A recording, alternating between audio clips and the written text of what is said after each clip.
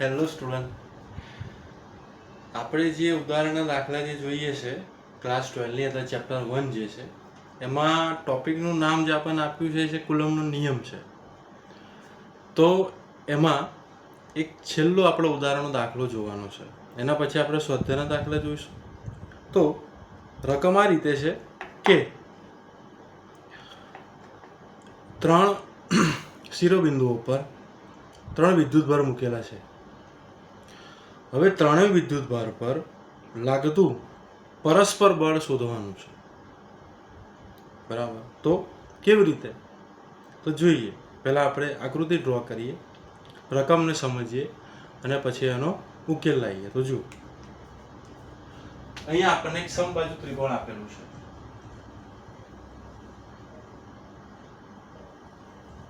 કેવું ત્રિકોણ છે? સમબાજુ ત્રિકોણ આપેલું છે. એ, બી અને સી.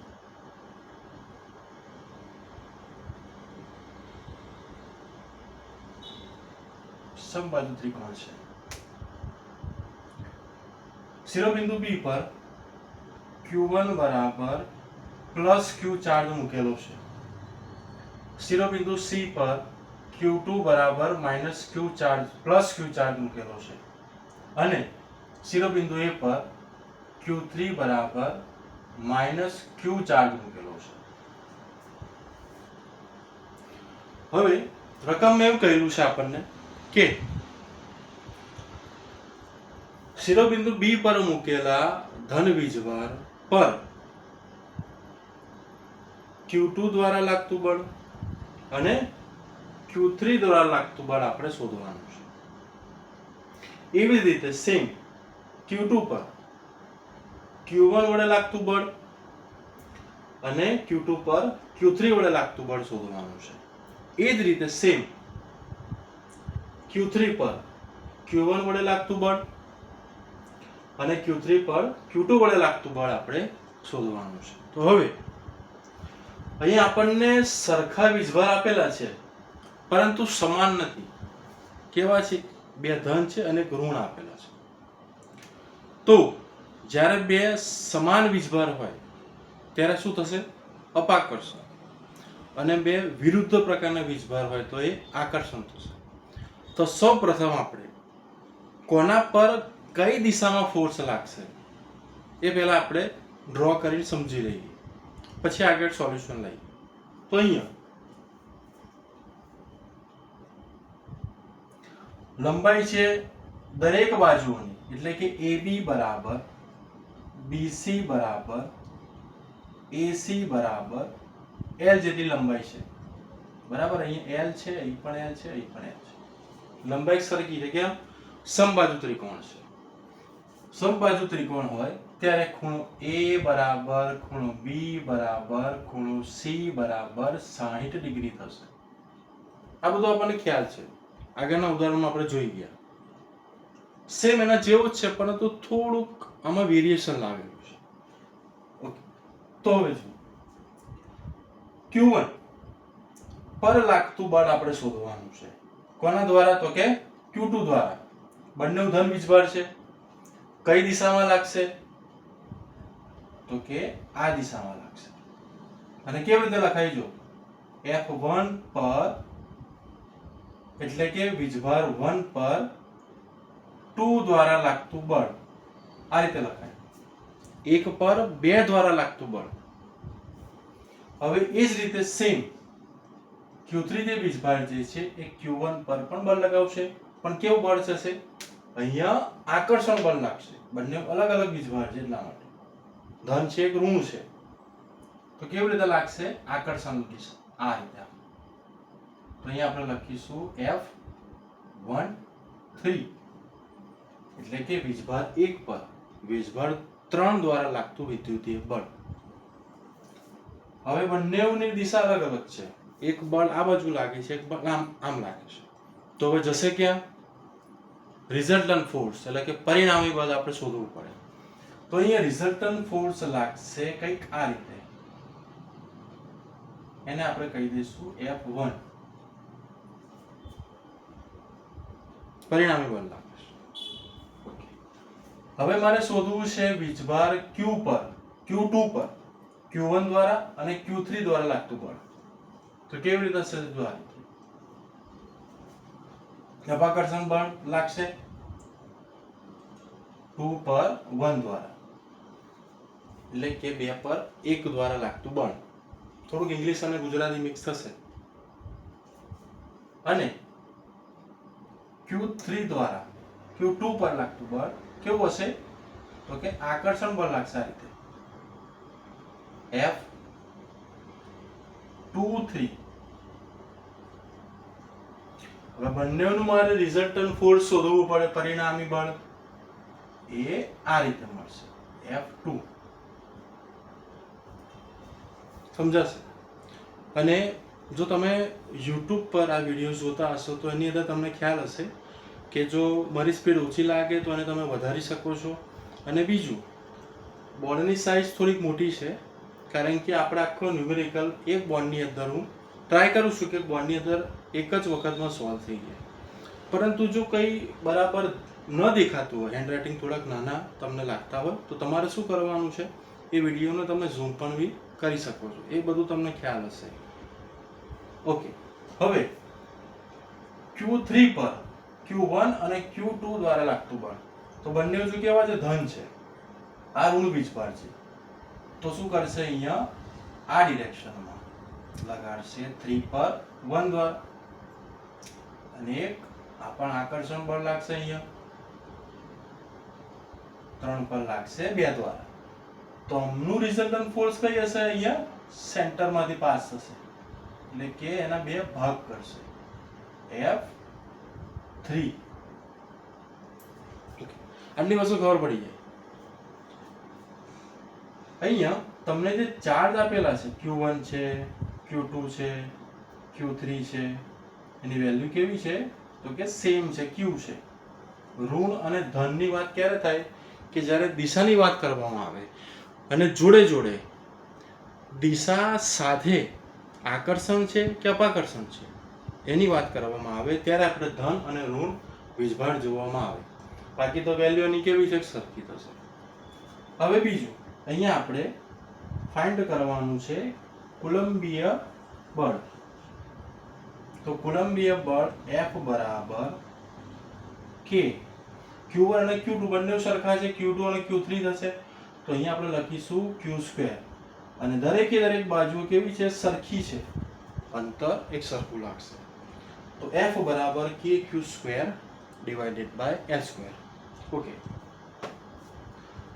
હવે અહીંયા બીજી વસ્તુ એવી છે કે આપણે આને 3 ભાગમાં ડિવાઈડ કરીએ, Q1, Q2 અને Q3. તો એના માટે આપણે બળ શોધીએ છીએ, વિદ્યુતીય બળ.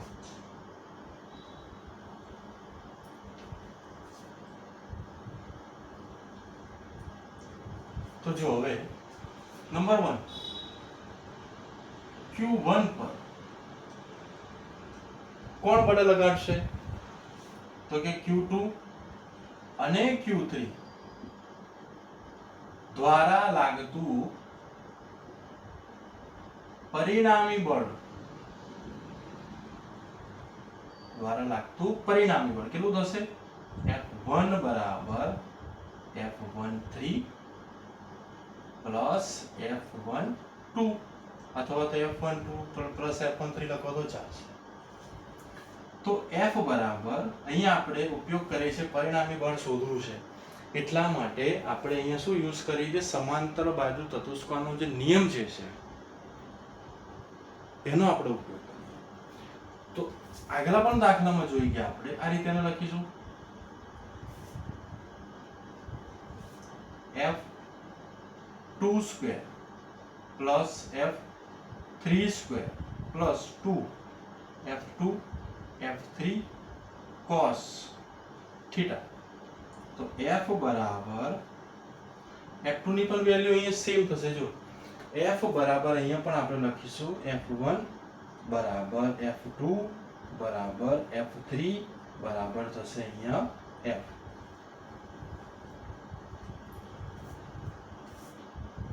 આ પછીની વાત છે, પરંતુ અત્યારે આપણે શું જોઈએ? જો ફોર્સ લાગે છે, તો હવે એંગલ મારે શોધવું છે જોડે જોડે, તો f2 સ્ક્વેર એટલે f square plus f3 square મતલબ એ પણ f square plus 2f square. હવે વાત કરીએ એંગલની. તો જોઈએ સમાંતર બાજુ ચતુષ્કોણ છે, દરેકે દરેક બાજુઓના ખૂણાનું માપ કેટલું છે? અહીંયા 60 છે, તો આ 60 હશે. આને કહીશું આપણે 0. તો 0 થી લઈને અને સામેની બાજુ અહીંયા કેટલું હશે? 180 પર 0 180 અને 60 વચ્ચે 90 હશે. હવે બાકીનું કેટલું રહ્યું? જો તો 180 માઈનસ 60 એટલું બાકી રહ્યું. તો અહીંયા લખીશું આપણે 120,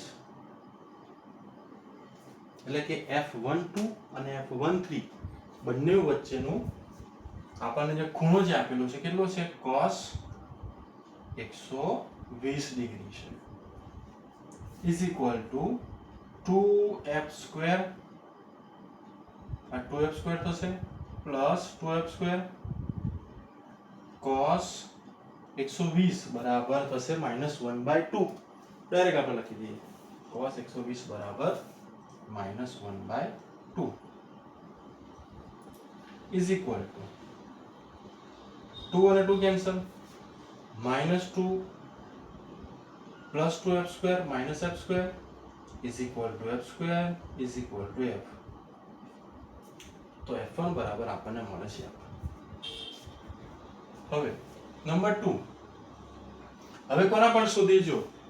તો કે ચાર્જ q2 પર, ચાર્જ q2 પર કોના દ્વારા લાગે છે? હવે બે બદલાઈ જશે, q1 અને q3 દ્વારા લાગતું બળ. લાગતું વિદ્યુતીય બળ અથવા તો તમે એને પરિણામી બળ કહેશો, પરિણામી વિદ્યુતીય બળ કહેશો તો પણ બી ચાલશે, કુલંબીય બળ કહેશો તો પણ બી ચાલશે. કેટલું લાગે? F2 બરાબર F21 પ્લસ F23. આનો મતલબ શું થયો? કે વિદ્યુત ભાર 2 પર 1 દ્વારા લાગતું બળ અને વિદ્યુત ભાર 2 પર 3 દ્વારા લાગતું બળ. F2 બરાબર શું થશે? પરિણામી બળ શોધો, સેમ ઇન્વેજ નિયમ, તો અહીં પણ બી થશે f square plus f square. આ બધી રીતે લખી નાખવાનું. એ 2 અને 3 ની જગ્યાએ શું આવશે? તો કે 1 અને 3 આવશે. 1 3 લખી નાખીશું આવી રીતે, 1 3 પ્લસ 2 f1 f3 cos. હવે આપણે વચ્ચેનો એંગલ જો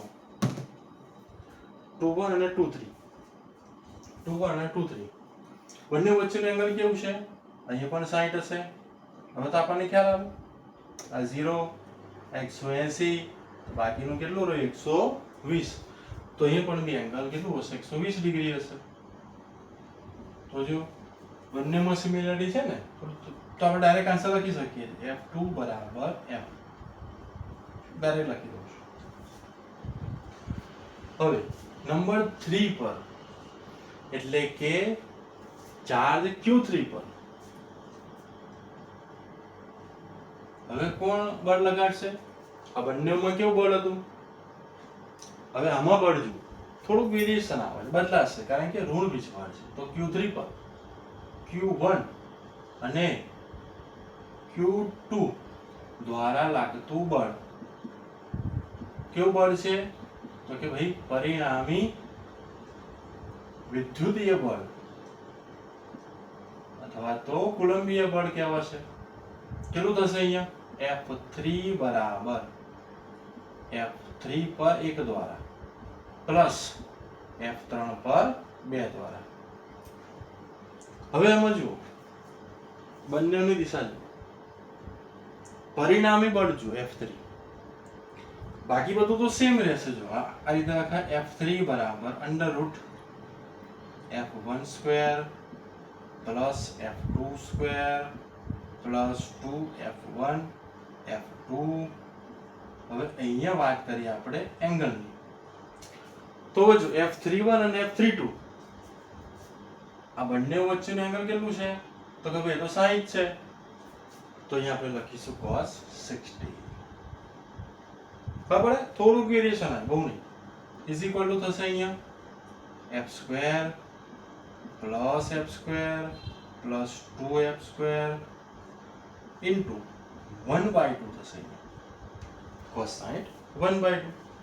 2 અને 2 કેન્સલ, તો અહીંયા આવશે 3f square plus f square plus f square 3f square under route 3f. તો f3 બરાબર આપણને શું મળશે અહીંયા અંડર રૂટ 3f મળશે. થોડું સરખું છે જો અહીંયા થોડુંક અલગ લાગ્યું એટલે કે અહીંયા હવે આપણે લખીશું નહીં f1 બરાબર f2 બરાબર f જ્યારે f3 બરાબર અંડર રૂટ 3f. આટલું બળ લાગે. દરેક શિરોબિંદુઓ પર લાગતું અન્ય વીજભાર દ્વારા પરિણામી બળ શોધવાનું કહ્યું છે. તો આપણે શોધ્યું f1 f2 f3. હવે જુઓ બીજી એક વસ્તુ અગત્યની છે. જો f12 ને જુઓ, નવી એક વસ્તુ સમજાવું.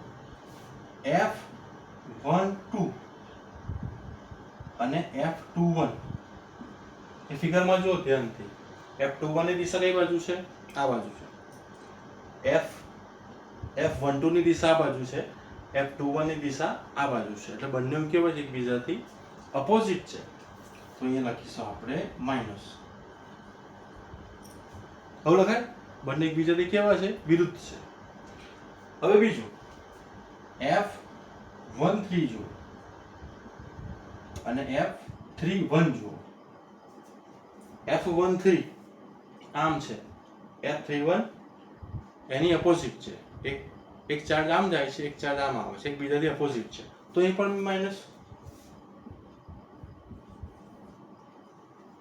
હવે f23 અને f32 એ પણ એકબીજાથી અપોઝિટ છે. તો બસ f23 is equal to minus f32. કેવા હશે? એકબીજાથી વિરુદ્ધ દિશામાં બળ લગાડશે. પરંતુ f1 બરાબર f2 બરાબર f અને f3 બરાબર મળશે આપણને અંડર રૂટ 3f. હવે આપણે નેક્સ્ટ વિડીયોમાં શું જોઈશું? સ્વાધ્યાયના દાખલા. ઓકે.